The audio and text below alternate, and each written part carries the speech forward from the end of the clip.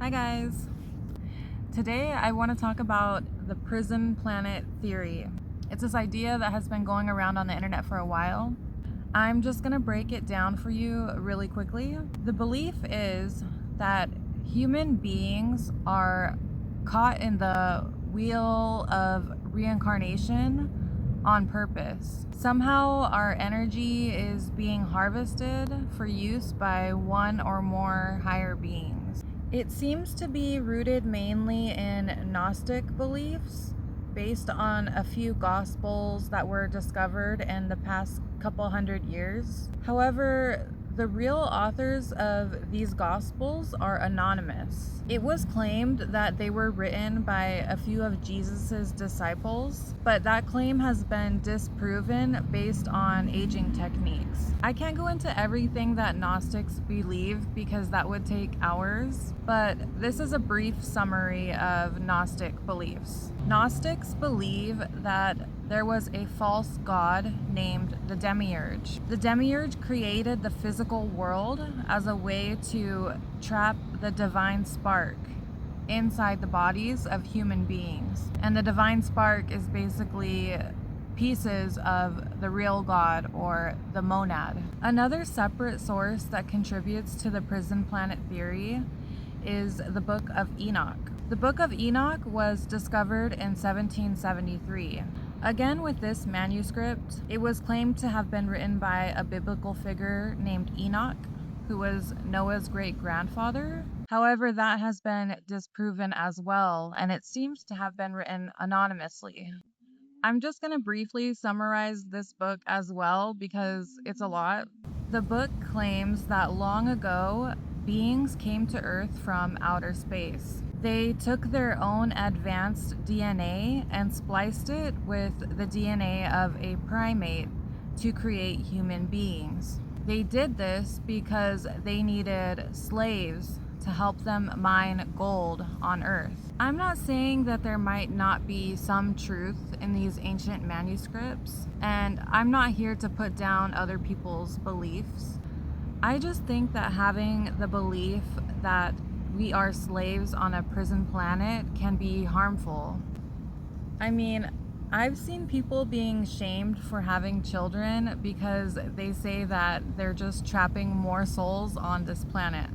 I've seen people say that when you die, you shouldn't go into the light or you'll be trapped here on Earth again. So I felt like it was important to share some other pretty substantial ideas that I have found for why we are here on Earth. Before I do that, I have to mention one other school of thought which runs along the same lines as this prison planet idea. Many New Age believers have been stressing the importance of ascending soon because the earth is going to split into a fifth dimension. They warn that if you don't ascend, you'll be left here in this terrible place. They also claim that some people have already made the jump into the fifth dimension. Many are praying and hoping that they will be allowed to go there soon, or at least when they die, instead of having to come back here. Okay, now I'm going to explain why I don't believe Earth is a prison planet. Instead, I believe Earth is a school. So there was a philosopher in the early 1900s. His name was Rudolph Steiner. He claimed he was a clairvoyant and could see angels and other spirits. Because no one believed him at the time, he became insanely focused on finding ways to prove what he could see was really there. He studied mathematics, geometry, chemistry, and philosophy. He wrote many books and gave many lectures. He even created a school for spiritual teachings called Waldorf School. There are actually over 1,200 independent Waldorf schools globally, with more than 200 operating today in the United States and Canada. The weird thing is, even though he only spoke German and never even came to America, many of his beliefs align with Native American folklore. Now, for a long time in Native American tradition, these teachings were not even taught to every member of the tribe. Rudolph Steiner says that the original stuff, which transformed in many ways to create our physical universe, was given by the highest ranking angels. He calls them the spirits of will. He says they did this act under the direction of the infinite intelligence.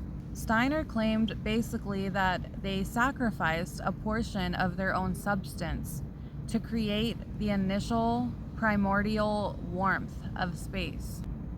The description of these high-ranking angels sounds very similar to the Native American belief in Grandmother Spider. Some say she provided her web as the formative structure of the universe. In Cherokee tradition, it is taught that she weaved a clay pot to safely carry the fire or the sun across the dark world, bringing light to humanity. In Hopi tradition, she worked alongside the sun god, Tawa, to help create the earth. Another distinct commonality between Steiner's teachings, which he called anthroposophy, and native teachings, is the Navajo belief that we are in the fourth world. In their traditions, it is called the glittering or white world.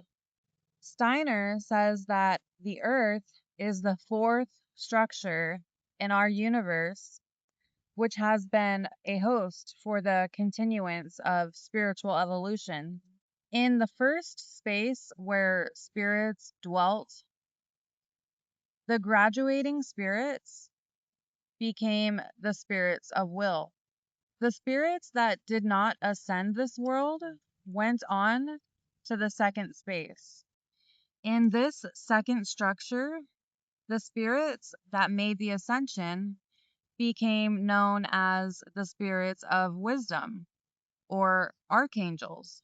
Again, those that were not ready went into the next world, the third world.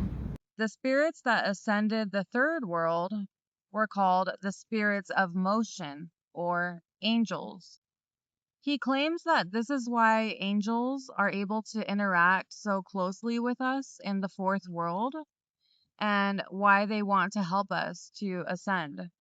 Apparently, something tragic happened when the fourth world was created that introduced a dark and evil challenge to humankind. But the unfolding of our universe had to continue on. Maybe this was the alien race that came here and interfered with our DNA. Maybe it was the false god, the demiurge. Steiner never really elaborated on what exactly happened there, but he did say that if the infinite intelligence didn't want this to happen, then it would have never been allowed to happen in the first place. Now, Steiner believes that we will go on to become the spirits of freedom or spirits of love. Love is freedom, if you think about it. He explains further that we are fortunate because we are the first beings to have free will, just like the infinite intelligence. Previously, the other spirits had only been able to do the bidding of the Creator. He also explains that the only way we could have continued to grow was going through this world. In a way, Earth is currently the center of the universe. This is where all of the action is going on right now. Steiner claims that after this world, there will be 3 more stages set for a total of 7 worlds. Maybe when New Age proponents speak of Earth going into the 5th dimension, this is what they mean. But according to Steiner, even if one were to ascend right now, they would be asked to stay on Earth. This is because ascending means being given gifts that could be used to help others on their path to ascension, similar to the way that angels help us. These gifts are clairvoyance and clairaudience, or seeing and hearing the spirit world. Helping the human race to evolve is actually an oath that all adepts take in occult teachings once they become illuminated. It's taught that one could go on if one chooses to do so, but it would be traveling down the path of the dark. It is strongly suggested to take the path of the light. I think it's a very noble idea. When people talk about this being a prison planet and just wanting to get off of it, I can't help but think of it as traveling down the wrong path. Why would you want to go on and leave behind all of these suffering people?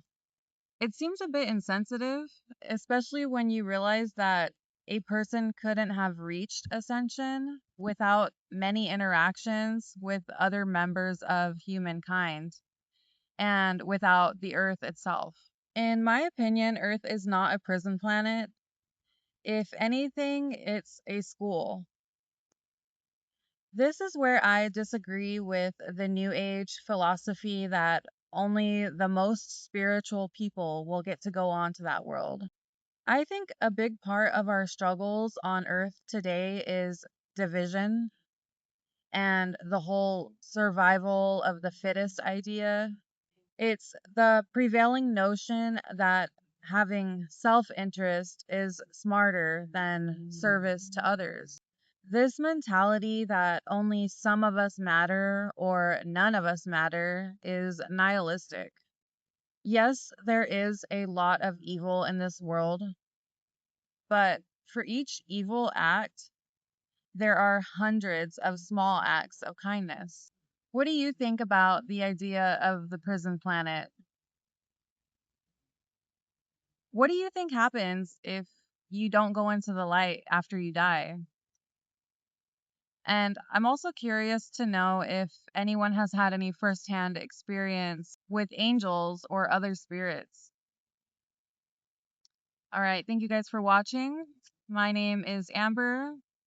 I post videos about occult and hermetic knowledge, tarot, history, and psychology. If you're interested in any of those things, feel free to subscribe.